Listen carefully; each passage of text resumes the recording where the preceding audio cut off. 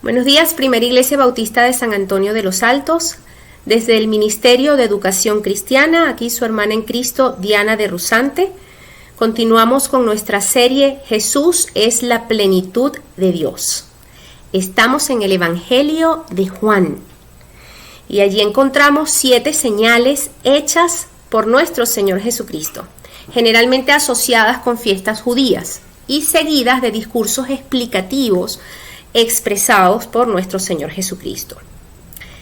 Hasta ahora ya hemos observado 2 señales. La conversión del agua en vino en las bodas de Canaán y la sanación del hijo del oficial. Entre estas 2 señales encontramos intercalados 4 discursos que demuestran la deidad de nuestro Señor Jesucristo y la superioridad de su evangelio y su gracia. Esos 4 discursos los examinamos la semana pasada en la clase ofrecida por nuestro hermano Carlos Castro. Vamos a recordar un poco para entrar en ambiente.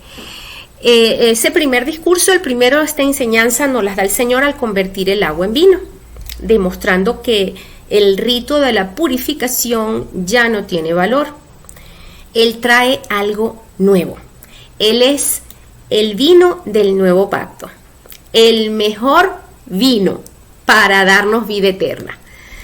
El segundo discurso dado por el Señor lo vamos a encontrar, o lo encontramos, lo examinamos la semana pasada, en el templo de Dios, convertido en una cueva de ladrones.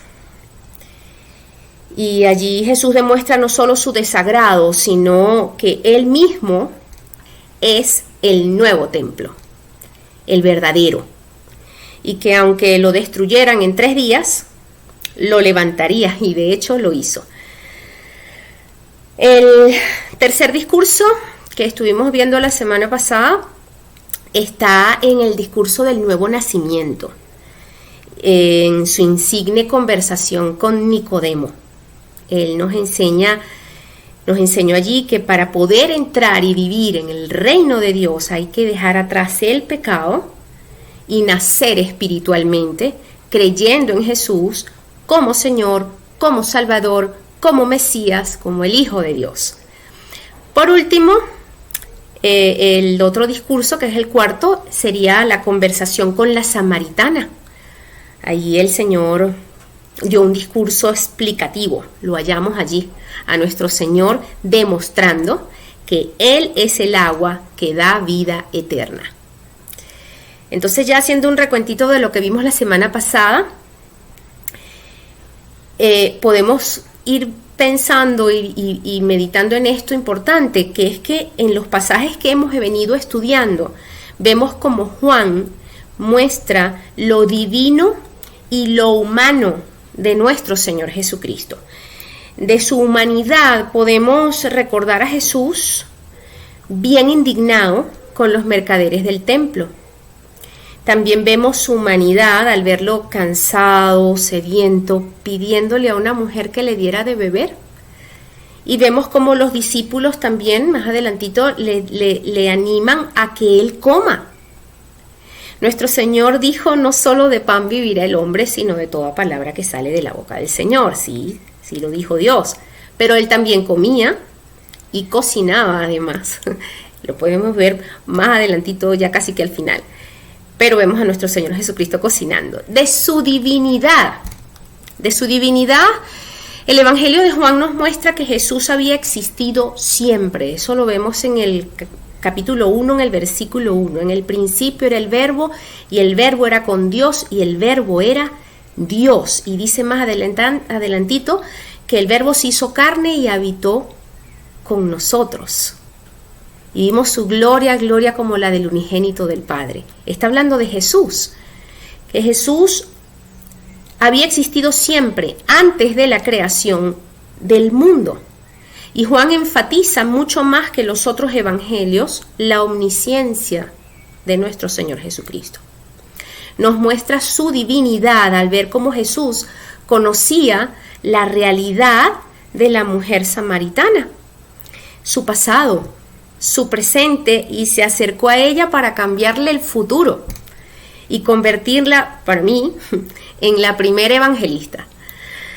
Hoy, amados y amadas, veremos cómo Jesús también conocía de antemano lo que le pasaba y desde cuándo le pasaba a un paralítico.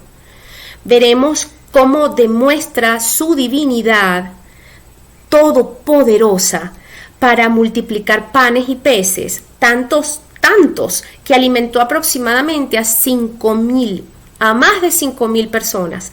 Y veremos también a Jesús cómo desafía las leyes de la naturaleza caminando sobre el mar, demostrando así que sí, Él es nuestro Dios todopoderoso, que está con nosotros y que va a estar hasta el fin del mundo.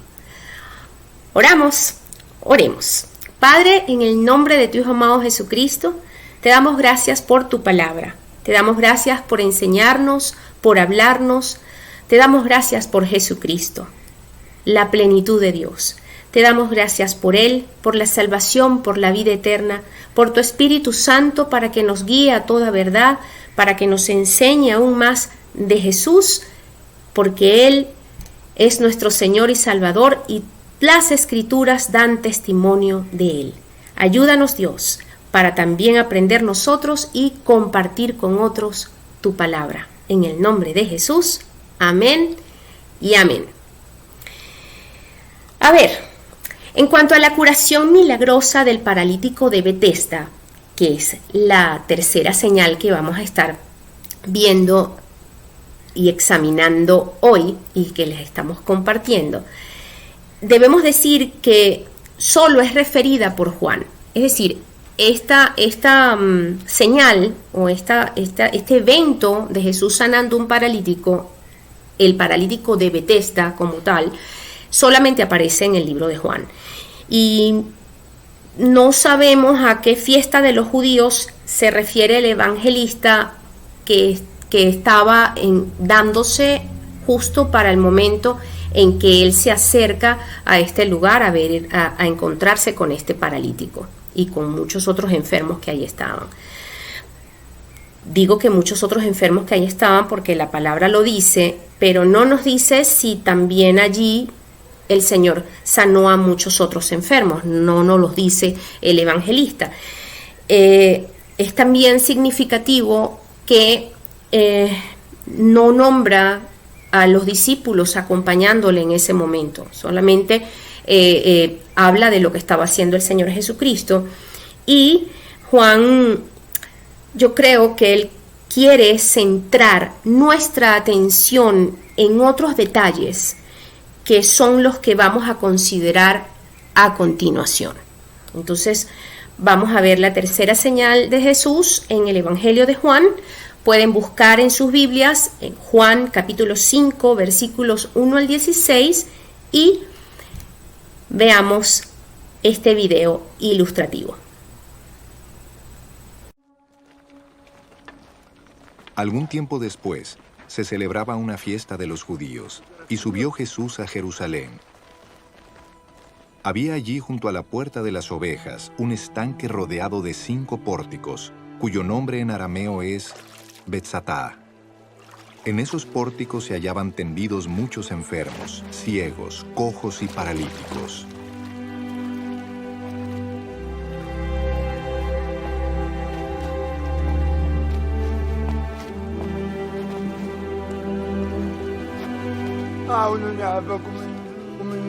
Entre ellos se encontraba un hombre inválido que llevaba enfermo 38 años.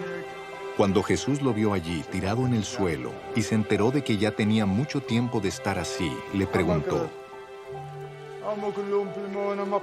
¿quieres quedar sano? Señor, respondió, no tengo a nadie que me meta en el estanque mientras se agite el agua, y cuando trato de hacerlo, otro se mete antes. Levántate, recoge tu camilla y anda, le contestó Jesús.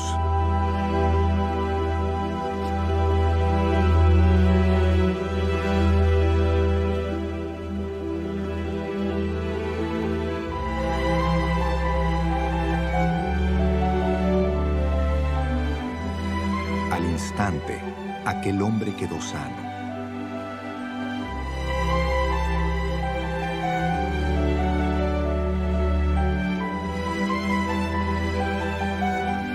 Así que tomó su camilla y echó a andar.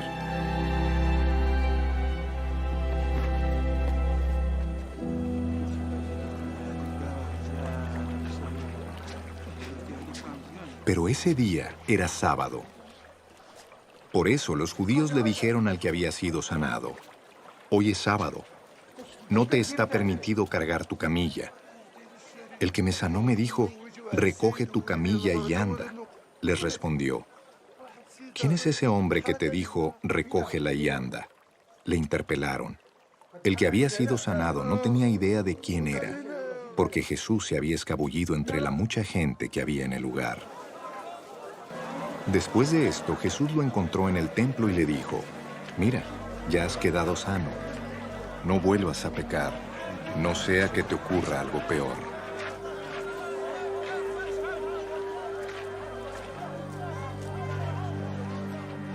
El hombre se fue e informó a los judíos que Jesús era quien lo había sanado. Precisamente por esto, los judíos perseguían a Jesús, pues hacía tales cosas en sábado.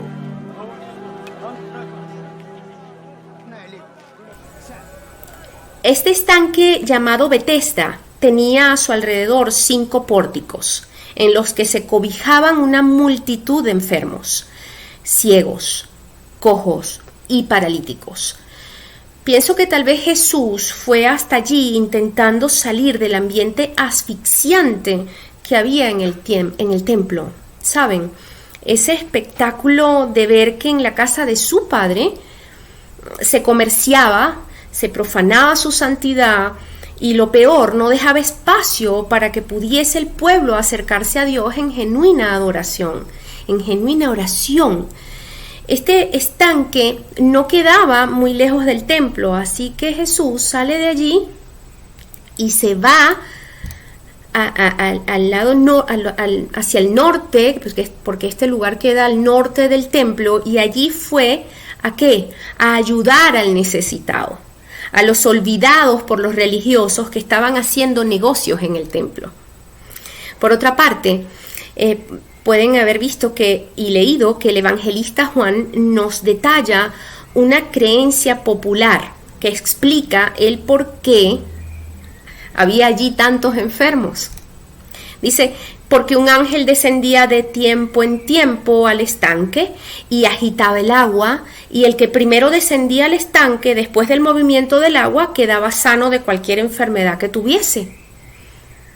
No debemos pensar que esta creencia fuera cierta, o al menos no hay nada en el texto que nos haga pensar que el evangelista apoye esta creencia. Pero en cualquier caso, esta creencia no tiene nada que ver con el carácter de Dios. Si lo pensamos bien, el ángel que descendía de tiempo en tiempo al estanque era bastante cruel, ¿no? Porque aunque venía a sanarnos, ¿no? Venía a sanar a esa gente, los hacía esperar indefinidamente para, llegado el momento, obligarlos a luchar con todas sus dificultades para llegar al estanque antes que los otros. O sea, ¿pueden ustedes imaginarse el patético espectáculo cuando por alguna razón comenzara a moverse el agua?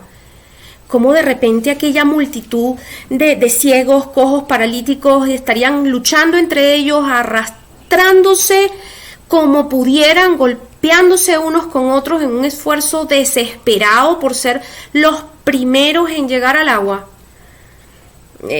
Por supuesto, no encontramos nada parecido en la forma en que el Señor sanó a todos los enfermos que le fueron presentados. Y de hecho, cuando el Señor sanó al paralítico, no hizo ningún uso de este estanque. Él no le dijo: bueno, sí, yo te voy a acompañar y te voy a llevar, échate esta agüita. No.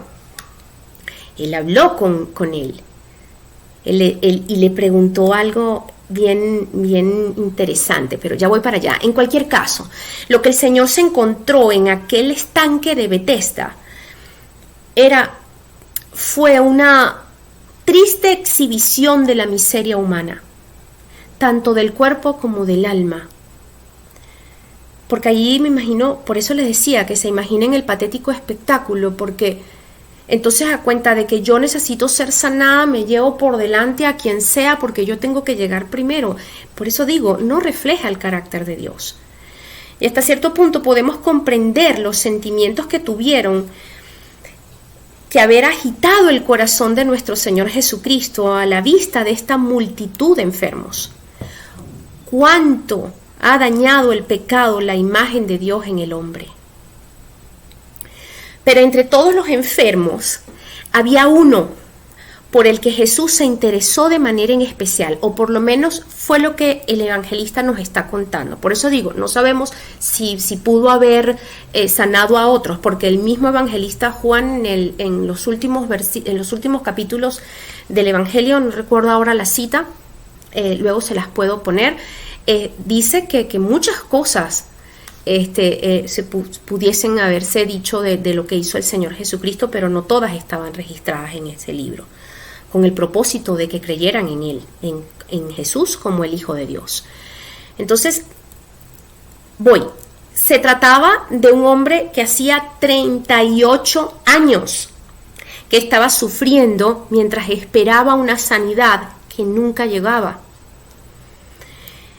¿Quieres ser sano?, le preguntó el Señor. Puede parecernos bastante extraña esta pregunta y pudiéramos decir, obvio que quería ser sano, pero quisiera preguntar, ¿de verdad? Porque creo que la pregunta de nuestro Señor Jesucristo viene porque Él está abordando un problema desde la raíz, porque nuestro Señor Jesucristo aborda los problemas desde la raíz. Puede que exista alguien, ¿no?, quien se encuentre en una mala situación por una pila de años y no haga nada por salir, porque es que en el fondo no quiere.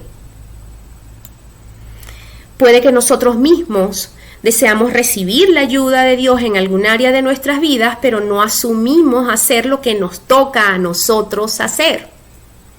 Esperamos a que florezcan las amapolas, o como el caso de este paralítico, a que baje un ángel y mueva el agua.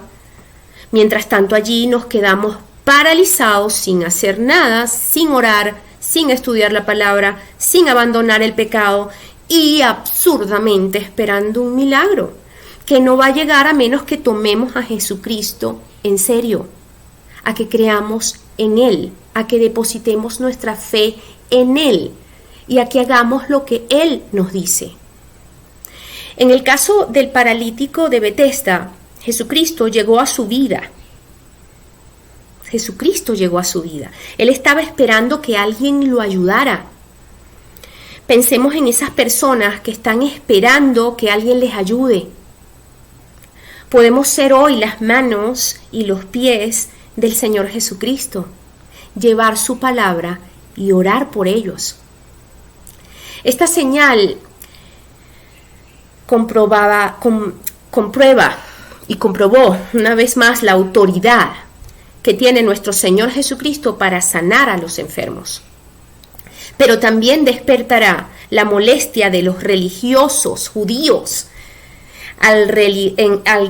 que ellos lo que estuvieron pendientes era que Él había sanado al paralítico en día de reposo. O sea, no vieron el milagro que hizo sobre la vida del paralítico, sino que se estaba rompiendo una ley, quebrantando el día de reposo, pues. Los religiosos no le dieron importancia a lo que Jesús hizo, porque Él se hacía Dios, quebrantando el día de reposo. Entonces, el detalle es que Él sí es Dios. Amados, no todos conocen la esperanza que hay en Jesucristo. Tienen que saber del amor de Dios. Hay un himno que me viene ahora a la mente que dice: cada día puedo ver en sus ojos el sufrir, gente llena de dolor y sin rumbo aquí, tienen que saber del amor de Dios en las pruebas y el temor, el refugio da. Tienen que saber del amor de Dios. Debemos proclamar que en Él hay salvación. Tienen que saber.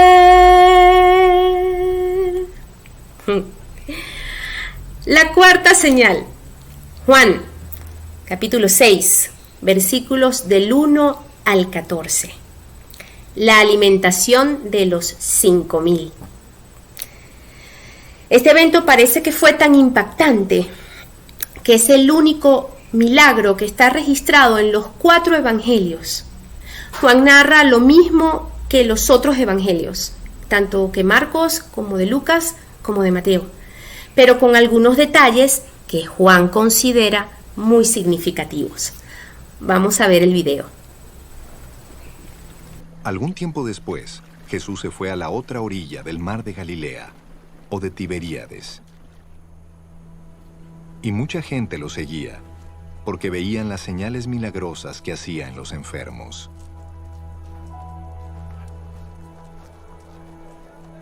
Entonces subió Jesús a una colina y se sentó con sus discípulos. Faltaba muy poco tiempo para la fiesta judía de la Pascua. Cuando Jesús alzó la vista y vio una gran multitud que venía hacia él, le dijo a Felipe: ¿Dónde vamos a comprar pan para que coma esta gente? Esto lo dijo solo para ponerlo a prueba, porque él ya sabía lo que iba a hacer.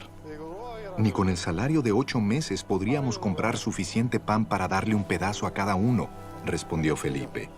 Otro de sus discípulos, Andrés, que era hermano de Simón Pedro, le dijo: Aquí hay un muchacho que tiene 5 panes de cebada y 2 pescados, pero ¿qué es esto para tanta gente? Hagan que se sienten todos, ordenó Jesús. En ese lugar había mucha hierba, así que se sentaron, y los varones adultos eran como 5,000. Jesús tomó entonces los panes, dio gracias, y distribuyó a los que estaban sentados todo lo que quisieron.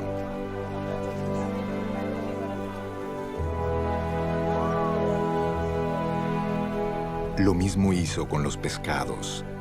Una vez que quedaron satisfechos, dijo a sus discípulos: Recojan los pedazos que sobraron, para que no se desperdicie nada. Así lo hicieron, y con los pedazos de los 5 panes de cebada que les sobraron a los que habían comido, llenaron 12 canastas. Al ver la señal que Jesús había realizado, la gente comenzó a decir: En verdad este es el profeta, el que ha de venir al mundo. Juan describe que Jesús se fue al otro lado del mar de Galilea y le seguía una gran multitud, porque veían las señales que hacía en los enfermos. Ya era Jesús muy conocido en toda la región y lo seguían sus discípulos, y también por una gran cantidad de personas que estaban impresionadas por las señales. La señal no es solo un hecho milagroso, sino una ventana que se abre ante nosotros para decirnos algo de Cristo y de sus propósitos. De modo que una señal no solo dice lo que Cristo siempre ha sido, sino lo que sigue siendo y haciendo en medio de nuestras realidades concretas. Lo voy a volver a repetir. Una señal hecha por nuestro Señor Jesucristo no solo dice lo que Cristo siempre ha sido, sino lo que sigue siendo y haciendo en medio de nuestras realidades concretas. leí que respecto a este milagro, ¿no? Algo es que se los comparto, que no hay ningún otro milagro de nuestro Señor Jesucristo relatado en la palabra que haya sido realizado en presencia de tantos testigos y con tantos beneficiarios al mismo tiempo. Y así por encimita pudiésemos decir, ¿verdad? Vale, no hay otro. Pero, ¿y el milagro de la resurrección? Porque puede que no lo hayan visto o testificado 5,000 personas en su momento, pero el resultado de su muerte y resurrección es en beneficio no solo de 5,000 personas, sino de toda la humanidad, que si cree en Él, no se perderá, porque de tal manera amó Dios al mundo que ha dado a su Hijo unigénito, para que todo aquel que en Él crea no se pierda, mas tenga vida eterna. Eso es Juan 3:16. Vimos cómo Jesús demuestra su omnisciencia, sabiendo qué iba de hacer y con qué y con quiénes contaría para alimentar a todo el pueblo presente. Por otra parte, no pierda de vista algo. Lo poco que usted cree que tiene para ofrecerle a Jesucristo, si se lo entrega de corazón, Él puede multiplicarlo de manera milagrosa. Pero ojo, no busquemos a Dios solo para bendiciones materiales. Él sabe de qué tenemos necesidad y su gracia y amor se demuestran en este pasaje. Sin embargo, no perdamos el foco. Creemos y adoramos a Jesús por ser quien es, nuestro Dios, nuestro Rey, el Hijo de Dios, el Mesías prometido, que vino para reinar en nuestro corazón y darnos junto con Él todas las cosas. Veamos la quinta señal. Jesús camina sobre el mar. Después del milagro de la multiplicación de los panes y peces, Jesús se retiró al monte él solo. Se fue al monte él solo a orar, mientras los discípulos descendieron al mar. La gente quedó como alborotada. Dijeron, este es el rey que necesitamos. Nosotros bien, gracias tal cual estamos y que nos den las cosas en bandeja. No entendieron la gracia de Dios que estaba mostrada en Jesús. Iban tras las señales, no tras una relación genuina con Jesucristo. Jesús se retiró aparte y sus discípulos al mar. Cuando ya anochecía, sus discípulos bajaron al lago y subieron a una barca, y comenzaron a cruzar el lago en dirección a Capernaum.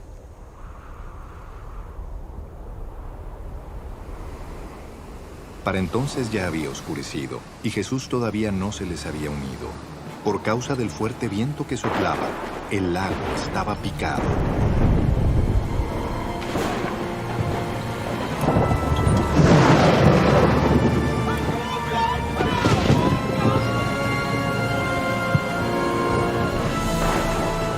Habrían remado unos 5 o 6 kilómetros cuando vieron que Jesús se acercaba a la barca, caminando sobre el agua. Y se asustaron. Pero Él les dijo, no tengan miedo, que soy yo. Así que se dispusieron a recibirlo a bordo.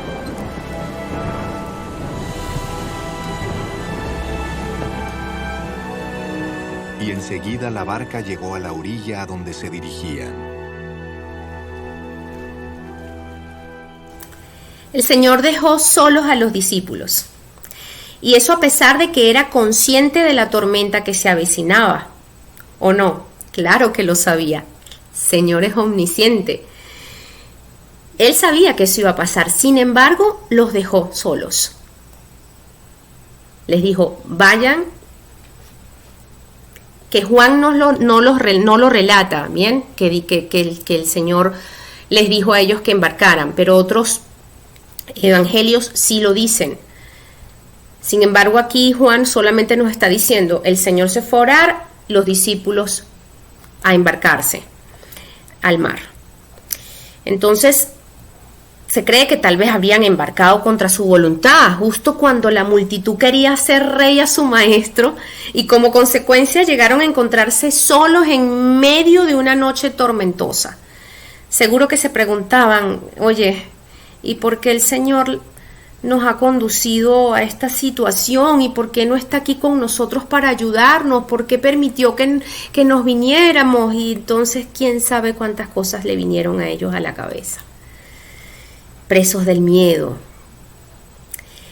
Saben, con frecuencia también nosotros nos encontramos con que en nuestras vidas se alternan momentos en que nos encontramos rodeados de muchas personas y parece que todo nos sonríe, y otros en los que estamos en medio de la oscuridad y a merced de los vientos, las olas, las tormentas de la vida, y llenos de ansiedad y de temores. Esos momentos se nos alternan en nuestra vida. A veces bien, a veces no tan bien, a veces muy mal.